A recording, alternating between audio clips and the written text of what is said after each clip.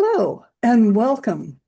My name is Marilyn Leo, and I would like to introduce Reverend Dr. Christina. She is going to be one of our wise sage people that we interview. And so Reverend Christina Tillotson was the originator of online teaching, and she's the dean of online, she was the dean of online education for the United Church of Religious Science. She's now a staff minister at the Seaside Center for Spiritual Living in Encinitas, California. And so let's welcome her. And I'm going to ask her a few questions and just then let her talk. And so the first thing we'd like to know is, where do you come from? Tell us about your family, where you were born, and your life as a young person and as you grew up, and then any experiences you might have had that led you to Science of Mind. Okay. Wow, that's a long history. Okay, I'm from Lima, Ohio, and my family were all Methodists, and I was quite a devout Methodist. I remember one Good Friday sitting in those long 3-hour services they used to have when I was a teenager, wishing I were the thief on the cross because I was so afraid of going to hell. And then and then I got to go to my first year and a half of college in Boston, and I discovered the Episcopal Church, and I discovered William Sloane Coffin's situational ethics, and I realized that everything wasn't black and white. So I took a lot of free classes for college students there, and then I discovered the Mother Church for Christian Science, and that even expanded everything more. And so I was very excited to find things that I never learned as a Methodist.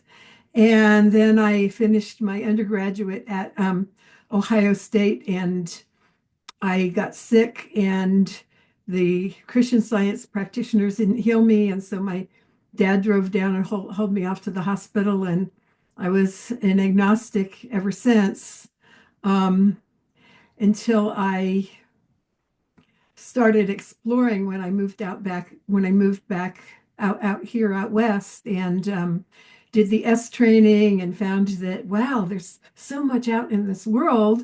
And then because I was doing the S training, I was very excited about having what's called a holiday project in Napa. I was living in Napa at the time, and it was too expensive to fly back to my family back east. So I decided we should have a holiday project in Napa.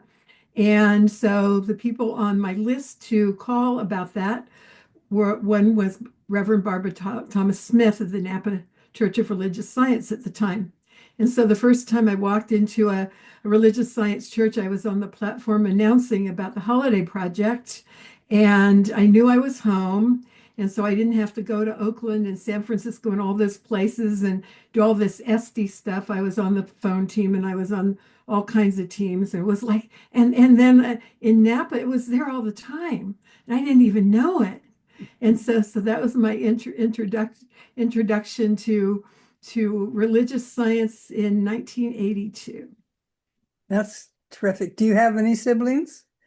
I had five siblings. There were six of us. I was the oldest of six. Two have passed. One at 18, one at 34.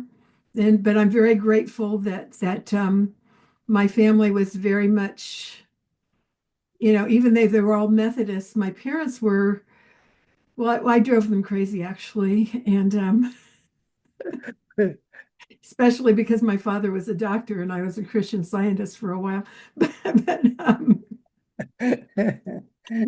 But I'm so grateful to my parents because well,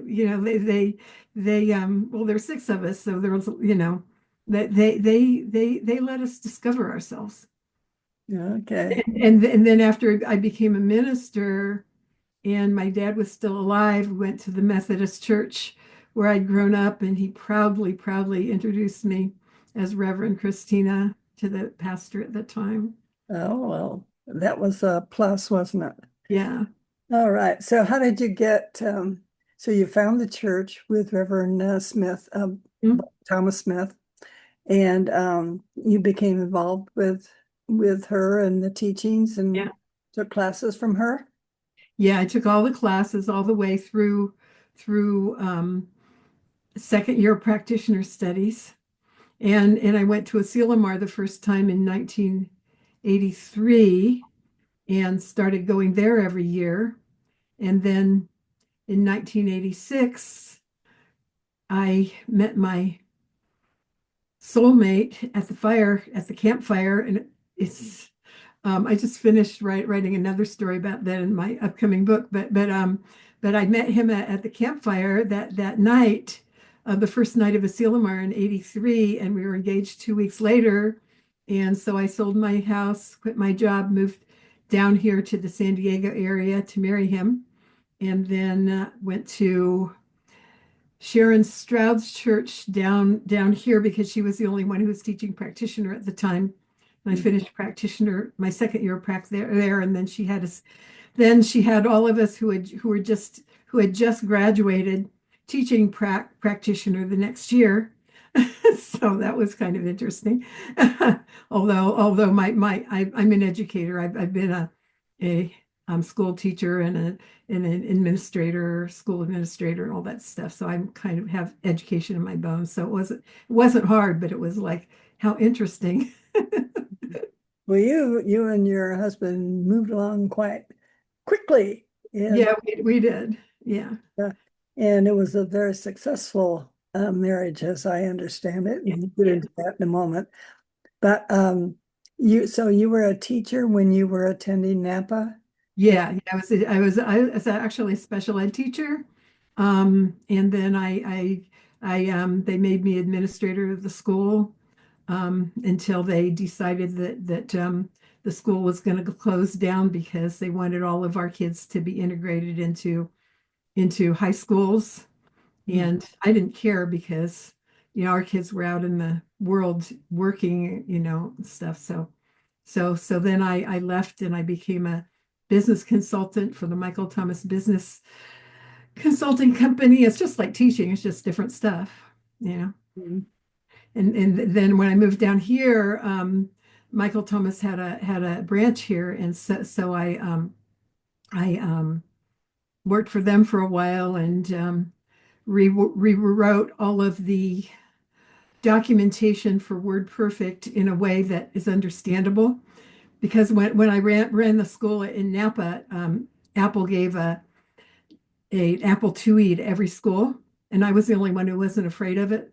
So since I was the minister, not the minister, the administrator, I made myself in charge of it. And we had this room where all the kids would come in class at a time in these little green screens and hear all these developmentally disabled kids and this circa 19, early 1980s Mhm.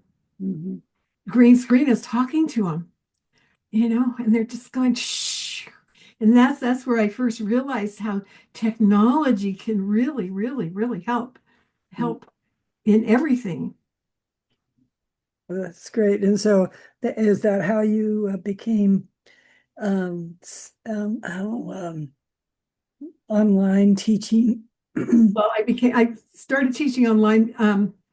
Let me backtrack a little bit. So I discovered the computers, when I was running the school. And then after I moved down here and the consulting company went belly up, I ended up working for Wasatch Education Systems, which is it was it, it wasn't online, but it was computer aided instruction. And I got hired by Karen Bishop, who was running a school that had Wasatch's software as part of the school, and part of their learning. And of course, she was the wife of the not yet minister, but minister to be Gordon Bishop. And so I got really, really excited about that. And then when she decided that she didn't want, and she was the regional training manager, when she decided she didn't want to do that anymore, I got the job. So I was in charge of the 15 Western states to for the software. The internet wasn't, wasn't even out in public yet. Mhm. So because I had done that, and I'm really good at, because I was a special ed teacher, I'm really good at figuring things out and figuring easy way, like what's an easy way to do something, Uh-huh. and breaking it down. So when my husband, my amazing husband, who was a civil servant for the Defense Department for the whole 30 years of his career, and he worked on a lot of the technology here in San Diego that actually led to the internet and to AI. And then he was offered a job at the Defense Advanced Research Projects Agency in Washington, D.C. Well, actually, it's in Virginia. And so it's a very big deal to get offered a DARPA position. And of course, the Defense Advanced Research Projects Agency is the organization for the Defense Departments whose civil servants created the internet back in 1969 for the Defense Department to talk to each other securely. So those 4 years in Virginia, I ended up working for a nonprofit while he was working for DARPA and keeping the world safe for democracy. I worked for a nonprofit that was tasked with getting the internet out into education the very first time. This was in 1995. The internet was around a little bit, but not a lot of people used it. And no, and the education definitely didn't use it. And so I was there. I was the only woman in the whole organization, but I knew about technology because I'd been playing with it all those years, and I knew about education. So I was kind of a then. So that's why I got hired, Mhm. and I and the people at the Community Learning and Information Network, we were the very first ones in the world that ever got the internet out into education. Wow. And so I've got a lot of stories about that in my book. A That lot of history there. Yeah, right. So then after 4 years, then you came back to San yeah, Diego? yeah, we came back to San Diego, and he and we were they were trying to decide whether we should go to Hawaii so he could be the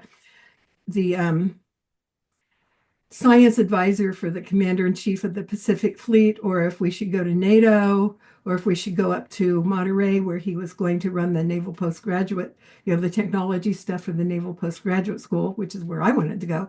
But he died pretty suddenly before we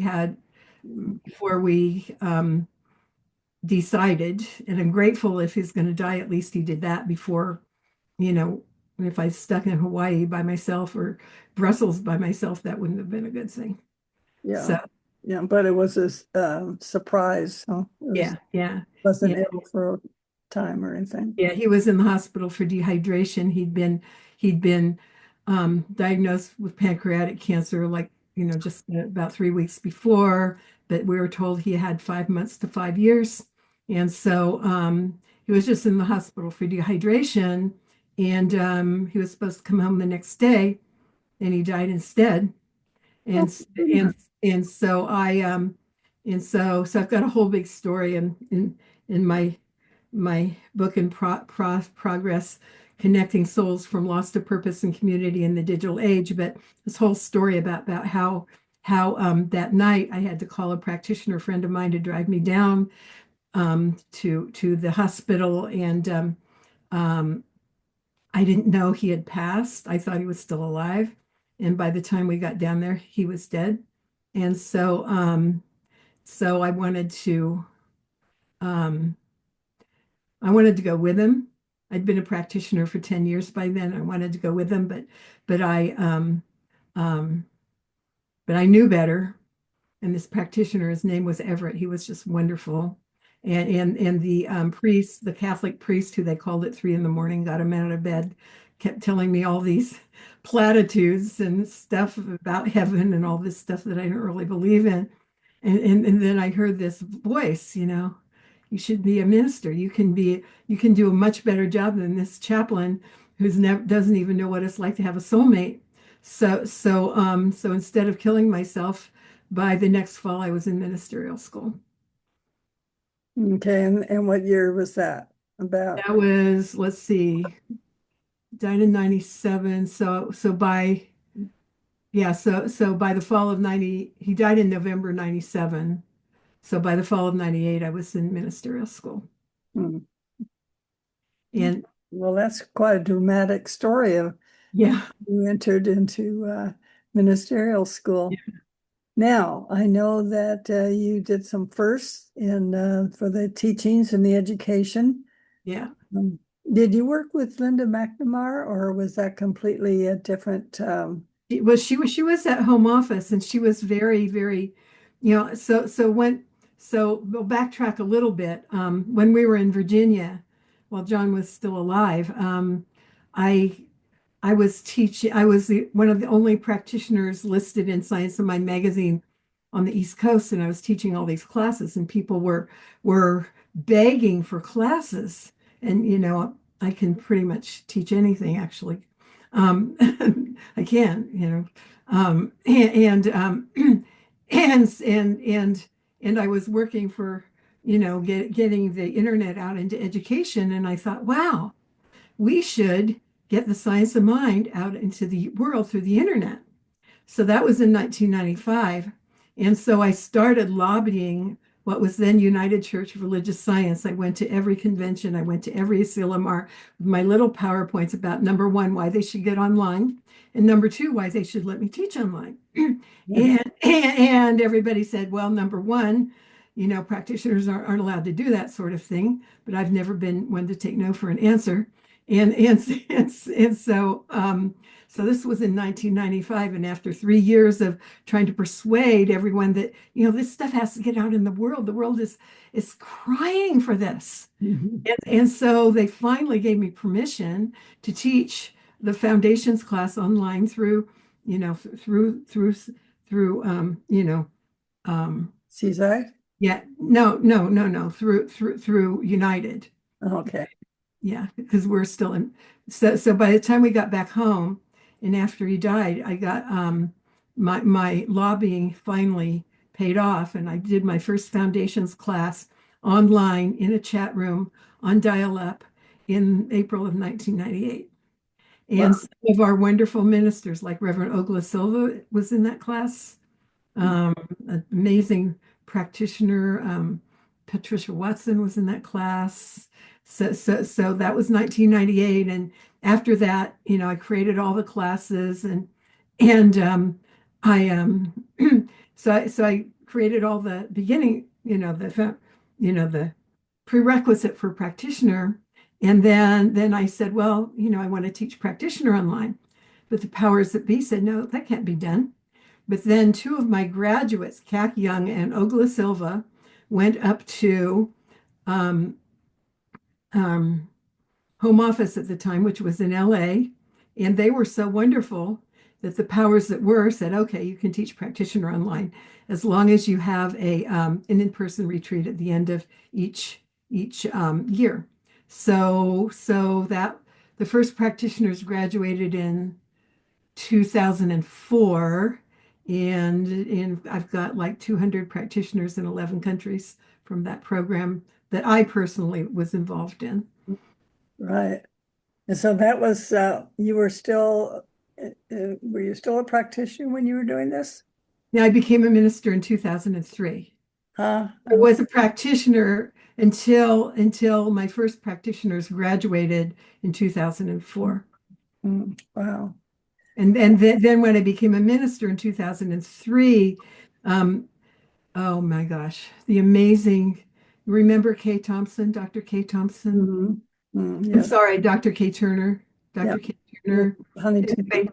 anyway, she was she was in charge of education for the Holmes Institute and for United Church of Religious Science at that time, and she actually drove down to my house to see how I was teaching online and see all the websites I'd created for teaching online. By the way, I created the first website for any any Science of Mind Center, which was in 1995 for the Celebration Center in Virginia. And Wow. I didn't know how to do it. I figured it out because they needed it. But anyway, so back to um, so Kate, she came down and saw what I was doing, and she was so excited that once I became a minister, she decided that the not only that I should be called the dean of the program that I created, but that our Holmes Institute distance program needed a dean because they needed someone who knew something about online education. And because I'd been in, doing it for Karen Bishop, and I'd been doing it in the DC area, so she created that job for me. Wow. So I ended up as the Dean of Online Education for the Holmes Institute, our accredited master's degree program that I got to do for 16 and a half years. Wow. That's wonderful. You really, really started something there. And look us, and you didn't have Zoom at that Oh time. no, no, no. It was on a chat room on dial-up. Yeah. And Zoom was like our fourth. I kept praying and researching um, video conferencing. And Mm. before video conferencing, the amazing Ray Marvin, thank you, Ray. He gave us a free phone bridge for my practitioner students to talk on the phone twice a term because there wasn't any video and everything was all in a chat room. And Oh, so goodness, thank you, Ray. And so let's see, I lost my train of so let me ask, is that so in the chat room you have to type right. everything? You type everything. So you couldn't even talk to each other? No, Oh my goodness. Oh, and we back then, I I think we had pictures of each other, but I would have to, mail them. I made tapes of all the meditations, and I printed out the workbooks and mailed them all to them. And we, but there's no time or space in God, you know. And so that very first class, which we're sitting there in April of 1998, and I was very, very passionate that I don't care what the technology is, there's no time or space in God. And we can feel that community and the energy, whether we are, in person, online, talking to someone on the other side, it's all the same energy. uh-huh. And so that led me to when I was a student. We had to, at the Holmes Institute, we had to take a research class, a research methodology, and we had to do a whole research project. So my 70 some page research project, my hypothesis was that one can feel and experience spiritual community as effectively online as in person. And that was back in the days of chat rooms and dial-up. Wow. And my pie chart came out even. Came out even. So people were experiencing, I mean, some of the questions you were different, but for online or in person, but the pie chart came out even. And then when Gordon Bishop was in charge of the Holmes Institute at the time, and the powers that were wanted to take And away, they wanted to the distance program.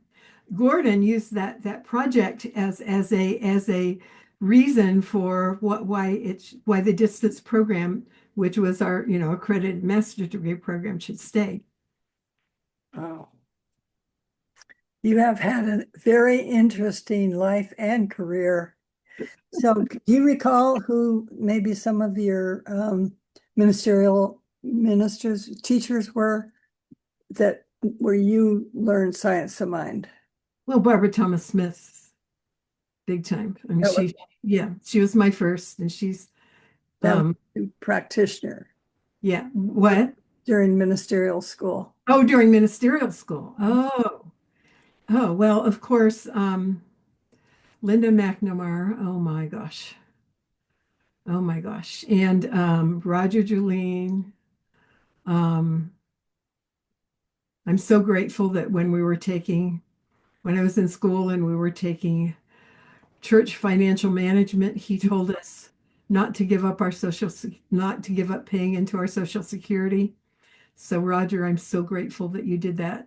Right. Yeah. Um, Wish I'd had that. what? I wish I'd had that guidance also. Yeah, really. And let's see, Lloyd Tepper was not one of our teachers at that time, but he's one of the people who started the distance program, and I've been connecting with him big time ever since. Mhm. Um, and he's actually my practitioner now. I just talked to him earlier today. So, Right. Well, what do you see at, okay, let's come up to today. uh-huh. And I know you have a big book project and tell us about that. Okay. So after my contract for home office went away, for monetary reasons, although I was hardly making any money anyway, but what the heck. Anyway, I knew I had to do something, and all my students at the Holmes Institute, I created and taught a class for 12 years called Facilitating Virtual Spiritual Community. And I was telling them some of the stories that I just told you. They said, you better write a book. And so as the universe would have it, the contract ended, and I didn't know anything about writing a book, so I started taking classes and being in all of these um, groups, these writing groups, and creating other community. Because my big thing is community. Whether it's online or in person, you got to have community. And so in the book, the current name of it is called Connecting Souls: From Loss to Purpose and Community in the Digital Age. And it's about allowing, transcending all of the stuff that happens in our life through purpose and community. And it's more than the story of sudden widowhood and spiritual growth. It's a lot of stories like I just told you about spiritual growth, but it's also like tools for readers to overcome grief and have find purpose and community no matter what. Because I think we're never alone, even though I live by myself and with my three cats, but I mean, there's all the people on the other side that I keep seeing all the time. I mean, we're never alone unless we choose to be, which I do sometimes. But so I started learning how to write this book, and I started writing it, and it's out on submission right now to agents. It got an honorable mention in the last Hay House contest for a contract.